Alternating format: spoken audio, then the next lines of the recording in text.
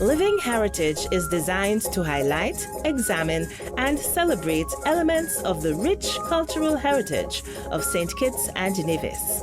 Journey with us as we explore our distinct and immersive culture.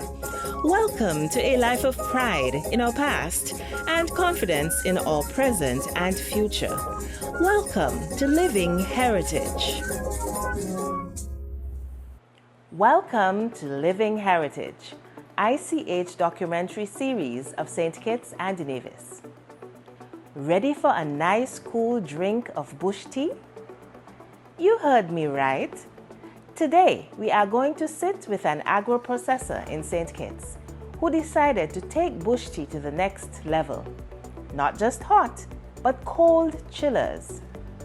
If you have been following us, you would have realized that the subject falls under the ICH domain of knowledge and practice concerning nature and the universe, and the element is bush tea. While bush tea can be used to cure various health ailments, it can also be a soothing, refreshing drink, as you will soon see. This traditional knowledge bearer also attributes the use of bush medicine to our connection to Africa. By the time TKB Jermine has finished explaining, you may have a different perspective about his element, refreshing bush teas. My name is Jermine. I am half owner of Mother Becky Bush Tea. My partner, Sarah Ramirez, is not here with us today.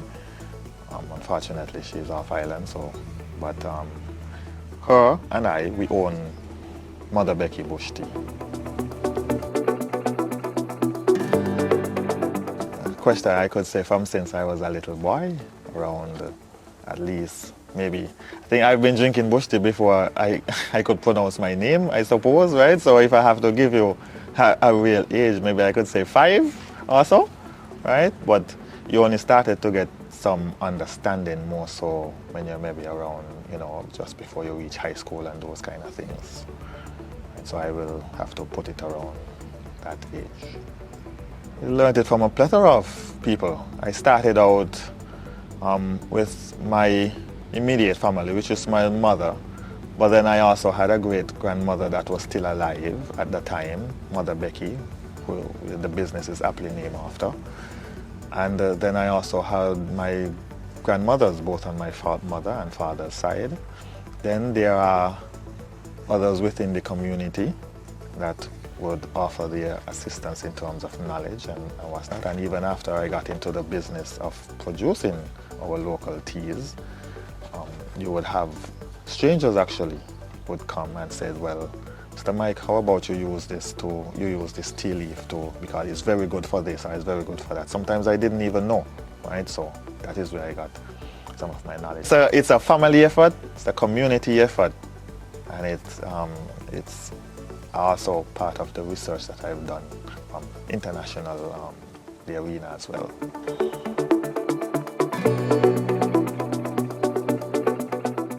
I mean, there's Dr. Whitaker, who has written a book on it. It's being sold on Amazon right now. He has done extensive knowledge in it. As a matter of fact, his knowledge is as a scientist and as a person that knows about our local flora. It's very impactful in terms of what I know. The ones that I use right now, lemongrass. The Jamaicans know it as fever grass. I suppose that vernacular has even came here as fever grass as well. But people typically use it for when they have fever, right? Although they consume it, just naturally and so forth, it's typically used for fever. Then they have mint, right? Whether that is peppermint or spearmint and so forth. Typically it's used for helping in digestion. And there's basil. That is generally used for the general upkeep. Can take it for colds and so forth, but if you have a cold, you typically wouldn't use it per se. It's just something you take. The old adage, an apple a day keeps the doctor away. Well, a basil bush tea a day keeps the doctor away, I suppose, right? So that's some. And you know, the soursop, where you know, they say that typically it is said, and I can't prove this one, but typically it's said that, you know, babies and children, when they drink it, it gives them a kind of drowsy feeling. And when I read Dr. Whitaker's book, it actually does have something in there that can explain that. However, I would say that I have consumed it for a very long time. It doesn't work on me. It may give me somewhat of a more relaxing sleep, but that is if I want to go to sleep. So, you know, it helps me to go to sleep. Currently, I have in the tea bags and so forth, and I started out doing tea bags because, well, I shouldn't say I started out. I first started out with doing loose leaf tea. I packaged it in the crackers bag, the traditional crackers bag and so forth. But I only had that for the tourist market, and I only did it for the tourist market because I knew the stigma associated with it, and I didn't think that locals would want to buy it. So I packaged it for that, and that would include mint, basil, lemongrass, and soursop. You know, it has this kind of thing where it's a poor people thing. Only poor people does use that. You only use it. You only would use this type of tea if you're sick. Other than that, I would be drinking coffee or Milo or something like that. You know, I only drink it because I am sick. So that is the stigma, and as well as it's just something that I just grow in me out. If I want it, I go back for it and so forth. So, you know, that it has that kind of negative stigma on it, right? So that's what I would say as it pertains to that.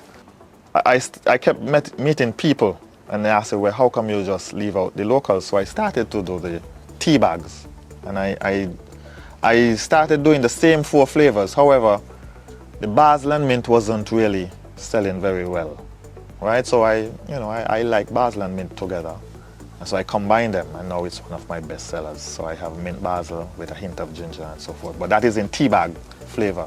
And I have the soursop, which a lot of foreigners do still buy that, and expats abroad come and buy that. I have the lemongrass, and I have a lemongrass, moringa, and ginger tea bag. We'll be right back with more from Jermine Mike after these ads. Check on your battery. Check. Emergency center. Check. Store up your water. Check. And board up your window. Check. So you got to place it. Check. Before it is too late. Disaster could happen anytime, any place. Check on your elders. Check. And your insurance. Check. Secure the animals. Check. Tie down the gas tank. Check. Don't intoxicate. You got to play it safe. Disaster could happen anytime, any place. For more information, contact your National Emergency Center today. Before the storm, stock up on perishable foods to last at least 24 hours. Secure important documents. Full up on gasoline. Remove boats and fishing pots from the water. During the storm, unplug electrical appliances. Do not go outside. Listen to your radio station. After the storm, do not go sightseeing. Make sure the entire family is okay and assess and photograph all damages. Check on your battery. Check. Emergency center. Check. Store up your water. Check. And board up your window. Check. So you got to place it. Check. Before it is too late. Disaster could happen anytime, any place. That's what I'm talking about. Wait! Okay, now, from the beginning. Hit it, boys. Welcome to the Sinkers Craft House. This is where life begins, and what we create will leave you speechless. We train, we create, we promote, and we maintain the highest standards. Experience life for yourself. The premier craft and production facility in St. Kitts and Nevis. I hope you're ready for what's coming now. I'm the one on the lady that will bring it down. Living Heritage continues as Jermine Mike recalls how he first started making cold bush tea chillers. And then due to my travels abroad and so forth, I've seen a lot of people, a lot of countries do have iced teas.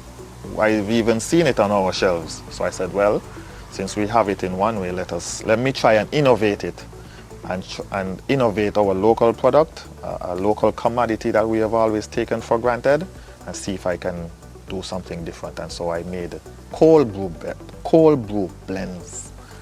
And that is how I ended up with turmeric ginger blend, which is a very good seller. It seems like sometimes I can't have enough of it. A lemongrass ginger, I've told that is a very good thirst quencher. Then I have a sorrel mint. Doesn't really have in too much sugar, but those people that have had diabetes and so forth often do meet me on the street and thank me for it, because I said typically there is nothing on the shelves for them to drink that doesn't have in so much sugar. And then what is the last one? The traditional sorrel. We all know the traditional sorrel, it's just that I have reduced the sugar significantly, so pardon me. I know we are living in Sugar City, but we also do need to look at our health as well.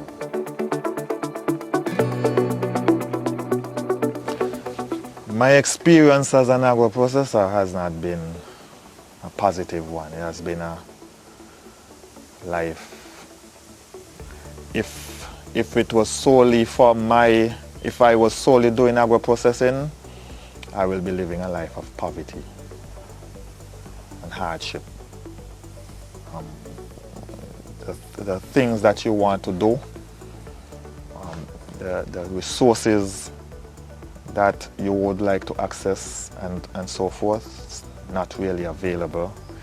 Additionally, you have a hard time in selling to your own local people when trying to get your things across.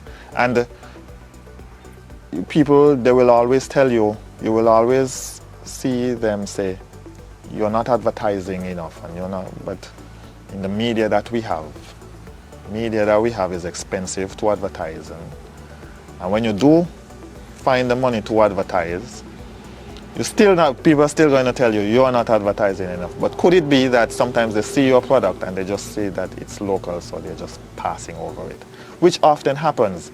And so it's almost sometimes like it's a guilt trip to you to tell you you are not advertising enough for them passing over your product. And that is how, it's not just my feeling, this is the feeling of many other agro-processors when they come in. Even when they produce the traditional guava cheese, which is, it's something that everybody knows, and the jams and so forth. It often seems that we would prefer to buy a guava jam in the supermarket than our local agro-processor.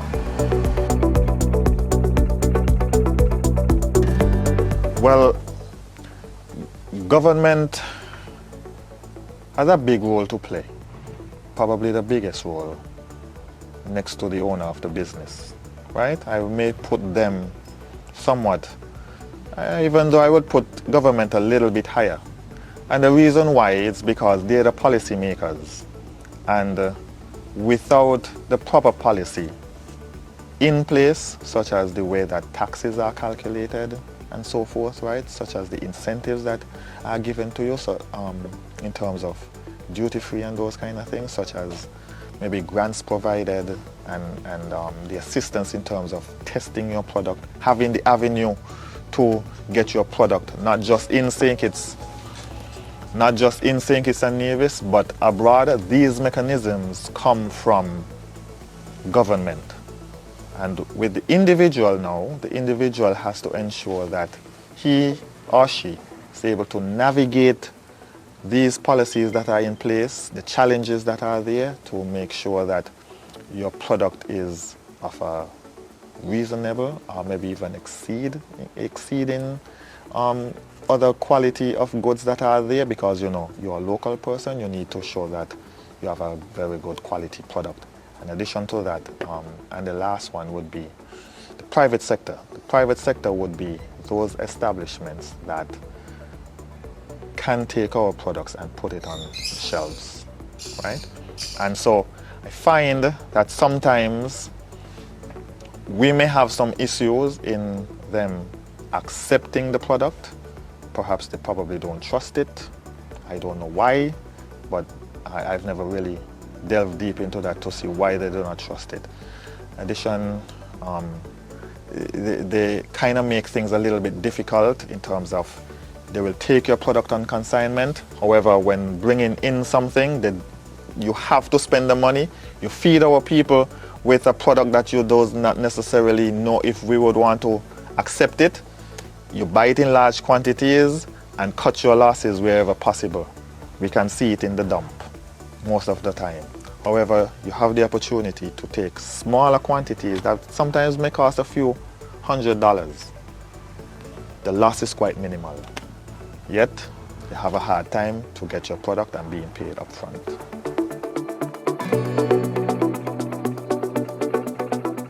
Well, I would say the plus for buying something local is that you are very familiar with the product. You have, even if you do not make it yourself, you have some kind of idea of how the product is being made. You have an idea of what is in the product. You also know that when a product is locally made, it usually doesn't have in the negative preservatives that could affect your body, right?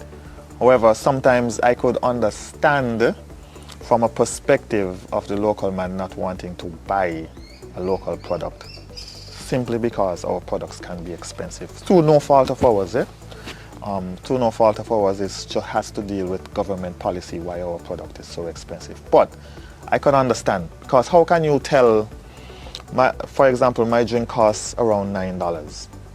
How can I watch a mother of 3 or a father of 3 or even a nuclear family?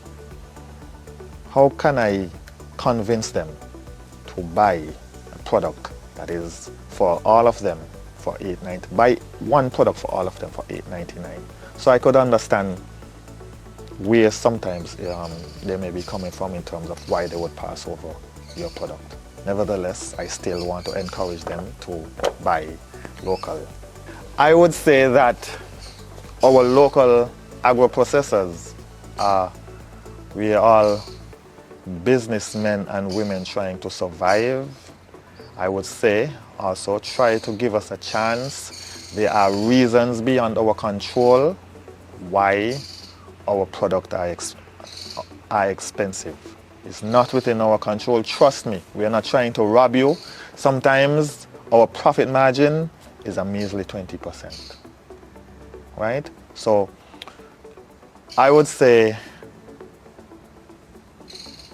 if you can afford it, and if you have some kind of camaraderie towards us, I am hoping that you can help support us to grow. Maybe by helping us to grow, we can actually bring a better quality, but also cheaper product to your door. Another traditional knowledge bearer who was featured on Living Heritage in the domain of the knowledge and practices of nature and the universe is Victoria Bocom Berkeley. Listen as she instructs the campers at our recent ICH Core Knowledge Transfer Camp. We gotta find out what exactly is in some of these things that are so good for us. Why should we eat it? Now, I know a lot of you have never thought about eating moringa or noonie, yes? Good for the body, absolutely, and that's what we're going to talk about right now. First, we're going to talk about this moringa and why. See, you know what might happen at some point? There might come a time when we can't export food into the country. And so we may not be able to get all of these good vegetables and fruits that we're used to eating. So then now we're going to learn how to eat the things that we grow and you did not even know how nutritious it is, right? So let's talk about this moringa. Moringa has a lot of vitamins and nutrients in it. So we're going to talk first about vitamin A. Vitamin A is important for normal vision, the immune system, your reproduction, and your growth and development. Also, all of this is in this. Vitamin A also helps your heart, your lungs, and other organs work properly. You know that? So, you see, this is, and look, Noonie has the same vitamin A. When you go home, I want you to think about this and say, Mother or Father or whoever it is, did you know that we could use this in our rice? That we could put moringa in our rice or our Noonie in our rice and we could have a nutritious meal? So if you can't get your broccoli or you can't get your lettuce or whatever that you like so much, we have things growing right on the tree that is so nutritious for you and your bodies, and it tastes good too. Then you got vitamin B. You got so many vitamin B's in this. I'm telling you. Now, vitamin B, let me tell you what the vitamin B will do for you. It's fuel for your body to produce energy. Now, you all as children, you need energy. Don't you need energy? Don't you need energy to play? Don't you want, no, you don't need energy to play? Well, what you need energy for? Wait. Say that out loud. Oh, to sleep all day. No, is that what you want to do as you being so young? Okay, what about? To do what? Oh, what did he say? Something useful. Yes, you need energy for this, right? That's very, very good. Now, you talking about sleeping all day, so you really need to get some vitamins in you. Because if that's what you want to do at this age, we need to pep you up. We need to make sure that you're getting the proper nutrients so you would never want to sleep all day. But you do want to sleep at night. And that's very important for your growth, but not all day. Then we have the vitamin B. And this also breaks down your proteins, your fats, your carbohydrates, and it also helps in your energy supply, providing you with your energy. Well, we have a lot of B vitamins in both of these, so they're going to give you the nutrients and the energy that you need so that you can play. Have you ever noticed, like, you're now not even listening to me? Now, when you're in school, have you ever had to take an exam and your brain just wasn't functioning right? Yes, I know that because that has happened to me. But you know why? The foods that you're eating is not giving you the proper nutrients that you need for your brain to operate properly. You're probably eating the cheese curls and all of the kind of junk food that you love, and you're getting too much sugar. And you know what's happening? It's taking away your energy. It's not allowing the oxygen to flow into the brain. You see what? Now today, I'm just talking about the nutritional value of the herbs because I think it's very important. The next time you drink, how many of you drink bush tea? Okay, so just a few? Oh my goodness, I thought everybody in the Caribbean drank bush tea. Well, you know what? When you're drinking your bush tea, you're drinking your vegetables that have all of these nutrients that you need. So the next time your mother or your grandmother or your father say, look, I want you to drink some bush, drink it, drink up. Because look, these probably have more nutrients in it than that tea that you buy from the supermarket. Did you know that? Our local foods are far more superior than the foods that you buy in the supermarket that's packaged so beautifully that make you want to buy it, right? So next time you can go right out to your backyard and pick up lemongrass and basil and the different kind of teas. Drink it because it's full of nutrients for your body. And a lot of times we're not getting the proper vegetables.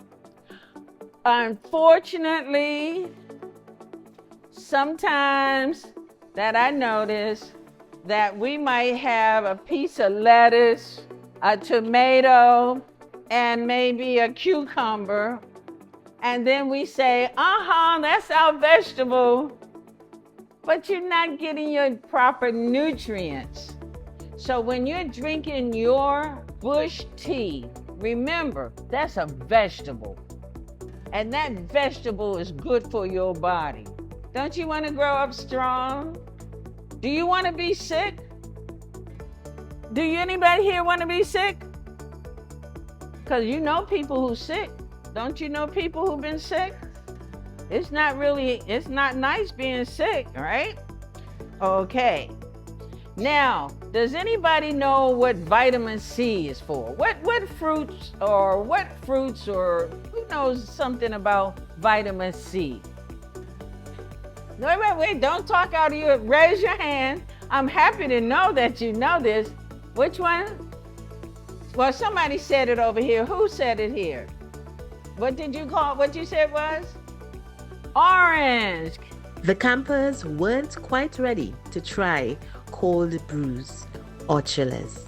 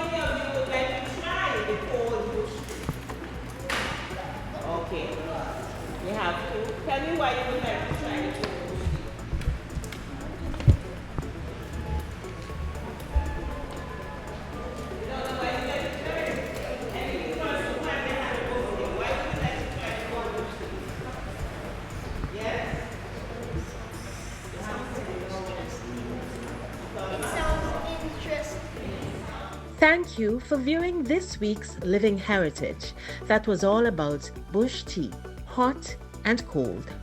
And we thank our traditional knowledge bearer, Jermine Mike, as well as Victoria Bolcom Berkeley.